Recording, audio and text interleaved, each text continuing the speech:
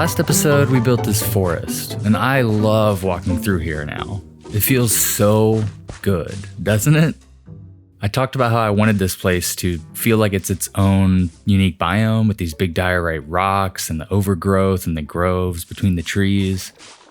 And off camera, I've spent the last couple of days adding in this little desire path and those highlights between the canopy where the lighter colored moss pops, kind of like the sun is hitting it with the flowers and the grasses and the bushes. And it contrasts really well, I think, with the darker areas up under the trees. And I love walking through here. It feels so alive in these areas.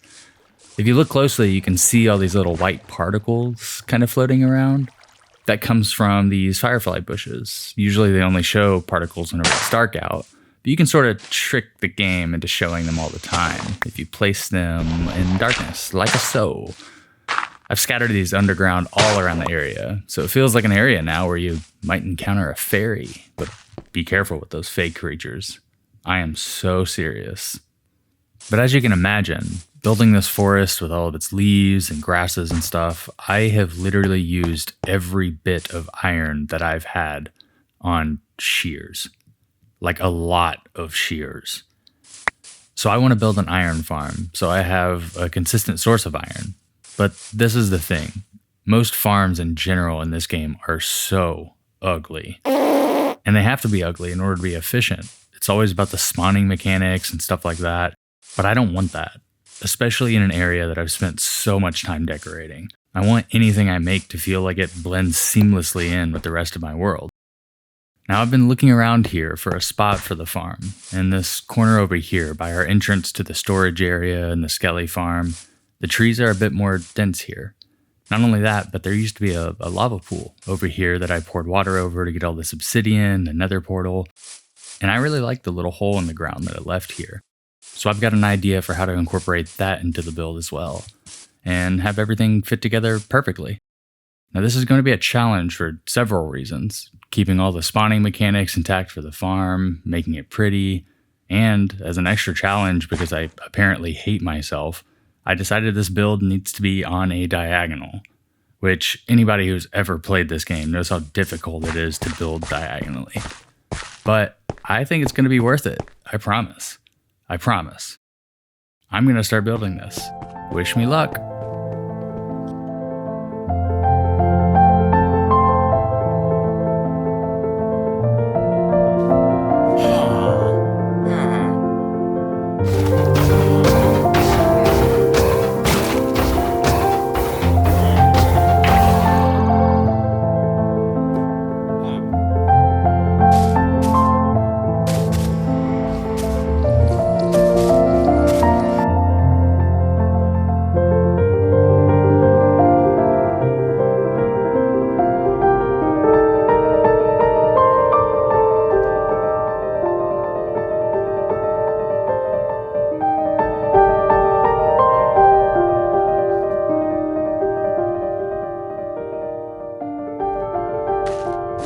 Before we get to showing off the build, I've got a few last minute details here I'd like to add.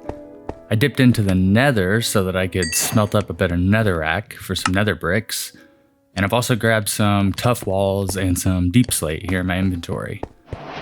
This fallen tree, because it's on a diagonal and this is a cube game, needs a bit more depth, I think, to make it believable. I couldn't think of any other block similar in color to this other than nether brick. I think once I put this here and step back a bit, yeah, that sort of matches for a shadow on the kind of underside of the trunk there. And I grabbed these other bits to help with this view over here. We've got some of the texturing figured out that I really like here with the cobblestone, the stone bricks, and the andesite. But I think this also needs a bit more contrast to help it stand out against the mountain behind it. So I'm going to add some of these darker blocks into those areas kind of back on that back corner. You know, I feel like Minecraft can feel a lot like painting in this way. Stepping back a bit, looking at what you've done, making minor adjustments, stepping back again, repeat. But that's what makes it fun, for me at least. I love taking a realism approach to Minecraft and looking at my builds from the perspective of, like, okay, if this was a ruin in real life, how would time affect it? How would the leaves spread out whenever a tree falls into a building? Where would the moss grow? Where would the shadows be? But I love the way that this turned out, with the tree looking like it's fallen through the building, with all the spawn spaces covered with leaves and walls so the golems spawn exactly where I want them to. And if you're curious how all this works, I've just got 3 of these idiots trapped in a hole with 3 beds, so it registers technically with the game that this is a village. I've trapped a zombie here in a boat, and if you didn't know, mobs won't despawn if you either name tag them or if you give them an item to hold. And this guy picked up a stick I threw to him, so I knew that he was the one. But the trapdoors allow the villagers to see this guy, which makes them panic, which sends a signal to the game to spawn an iron golem. Then up above, I've covered every single spot a golem could spawn with a non-spawnable block, like bottom slabs or stairs, trapdoors, and a whole lot of leaves. So that leaves them no choice but to spawn here, where the water slowly pushes them into a slow, painful death by lava, and they drop their iron flesh for me to use to make tools of destruction and consumption so that I can bend this world to my will. And all the iron ingots end up in this chest here. Oh, and they give me flowers when they die too. And who said iron farms had to be ugly, huh? Also, look at how much iron we've got just while I've been sitting here building everything else around it. And that's even with the accidental spawn spaces that I left open while putting it all together.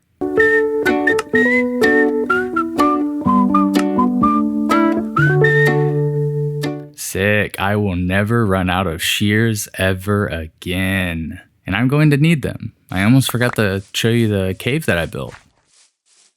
Right down here.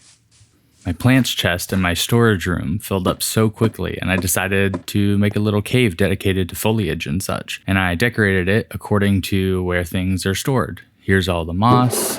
Here are the saplings, the leaves, the plants that light up. This little corner is for all the debris and the trash. This one's for all the water plants, which I don't have a ton of just yet. Here's all the grass, bushes, and ferns. Here's the flower spot, a little bin for seeds and unwanted stuff to turn into bone meal. I'm gonna grab some flowers over here. I wanna show you this cool little contraption that I have, just powered by 2 observers back in the back. Just a quick little 1-to-1 bone meal, easy flower farm.